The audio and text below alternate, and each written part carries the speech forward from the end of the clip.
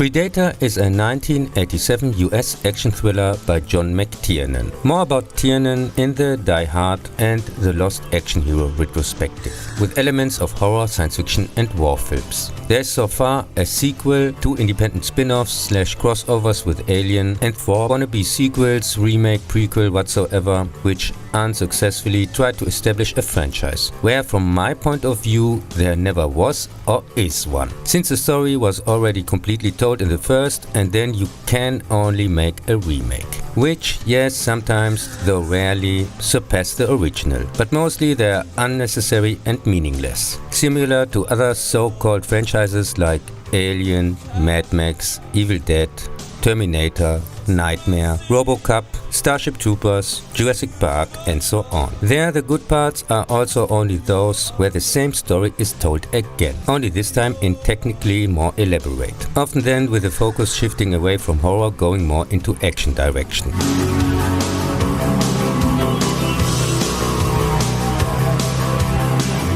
An US special unit led by Major Dutch Schaefer aka Arnold Schwarzenegger is in the South American jungle on a supposed rescue mission. They come across a chameleon-like creature from outer space, which has been hunting fighters in the jungle for some time, primarily men, and seems to spare women, for example. This predator hunts down one after the other of the team, until Dutch can outsmart him in the final, whereupon the creature activates a self-destruction while Arnie and a surviving woman can escape in the last minute. The $18 million movie pulled almost 100 million worldwide back. Similar to Alien, it starts with a group and only the last third becomes the usual one-man show. It embodies everything known as 80s action cliches. An elite troupe of muscle men who constantly knock out some iconic one-liner, completely exaggerated violent scenes, and a mysterious overpowered opponent who finally has to be tricked in a one-on-one fight. The reason this works is because the spectacular action, similar to Terminator, pushes the simple story forward and nobody tries to overshadow the other.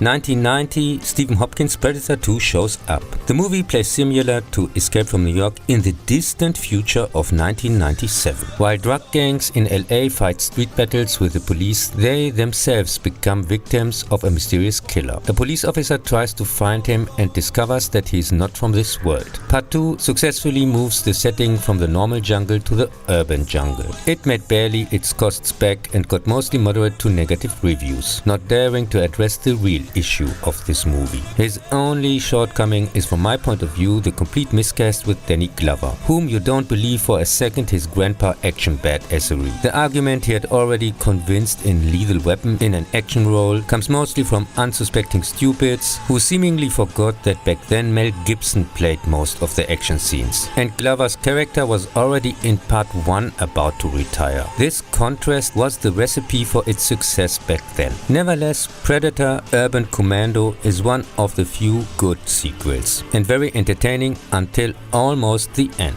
except for the idiotic scene in the spaceship. But more about that later.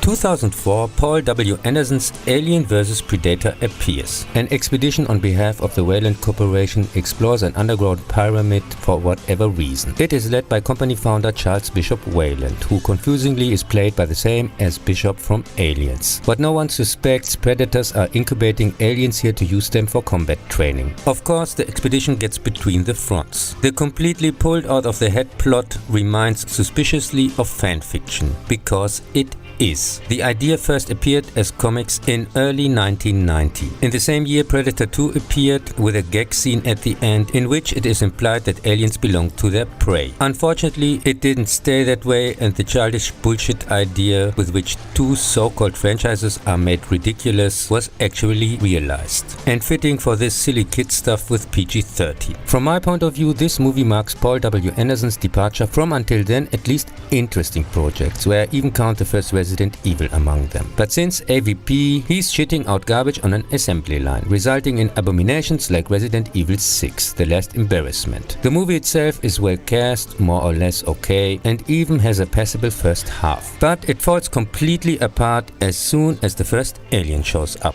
Since you can notice here directly, nobody really knew what to do with this character. So it gets degraded from a highly intelligent, unpredictable, unique danger like in the original Alien to the by-the-numbers monster of the week. That here to hundreds, like critters, creeps and other plagues, is now in masses used as cannon fodder. And of course there is a scene at the end in which a so-called predalien hatches. You really can't make this crap up. Supposedly a hybrid of Predator and Alien. But we see in the sequel it's actually just another alien monster. At costs of $60 million and despite moderate reviews, it unfortunately made with 170 million worldwide enough profit to warrant a sequel.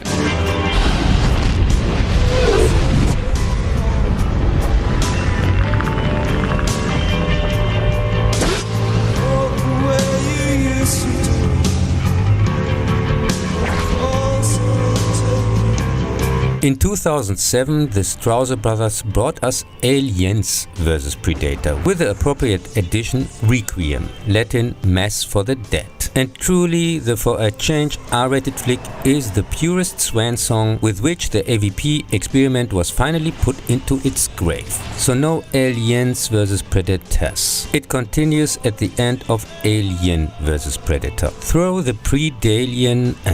The spaceship crashes over the North American forests. The hybrid kills the last predator on board before it can activate its self-destruct and escapes with some facehuggers into the woods. AVP2 Predalien Boogaloo fell despite a smaller budget than Part 1, $40 million, with a worldwide box office of only 120 million, still short of expectations, and was for sure not a hit. It was quite rightly savaged by audiences and critics. For some reason the picture quality is also much too dark, and since it takes place mainly at night, it's hard to see anything, but maybe that's in its favor. The story has hardly any plot and the characters are one-dimensional bores with childish dialogues. The whole thing is just a vehicle for some drastic wannabe shock effects, while its predecessor passed for harmless fun, which at least had some trash entertainment value. This is just a mean-spirited, illogical, unimaginative piece of crap that is downright scary incompetent staged. If I'm right, we're all dead.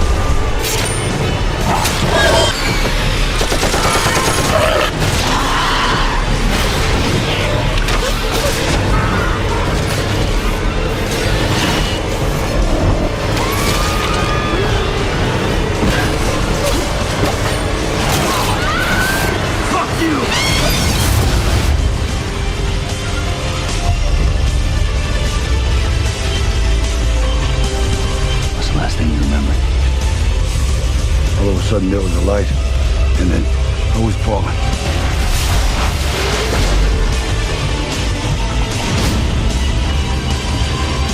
"2010 comes along with Nimrod Anatol's Predators.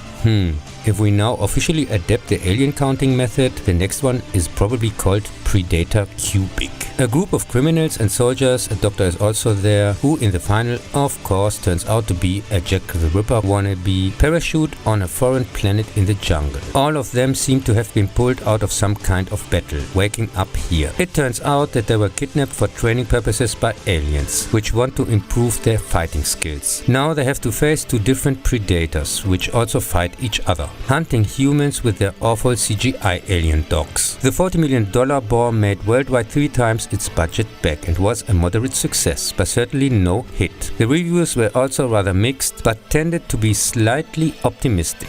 Understandable after the last AVP fiasco, which lowered the bar to ground zero. So I'm going to say how it is. This movie is garbage. The completely far-fetched story has such huge logic holes that a whole fleet of starships could easily float undetected through them. The beer-bellied Lawrence Fishburne, who supposedly survived 10 hunts and killed several predators, sure, comes out of nowhere risking his life to get the newcomers to his hideout, only to immediately want to get rid of them as quickly as possible and for no compelling reason kill them in their sleep. There is not a single character to vote for. All of them are just one one-dimensional cardboard cutouts who try to pass with stupid puns as tough guys, dangerous killers or lone wolves. With dialogue so extraterrestrially bad, here on Earth it would probably be prosecuted as a case of acoustic assault.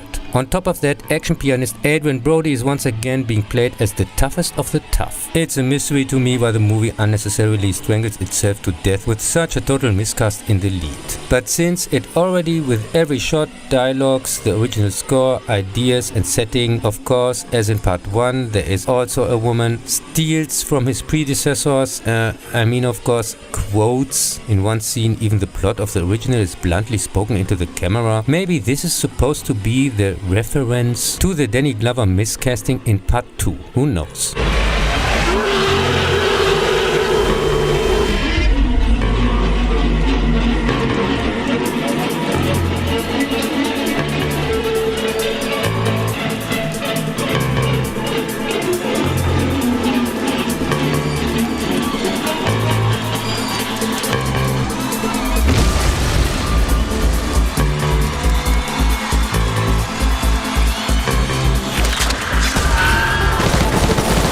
For the Predator movies since 2018, see part 2 of the retrospective.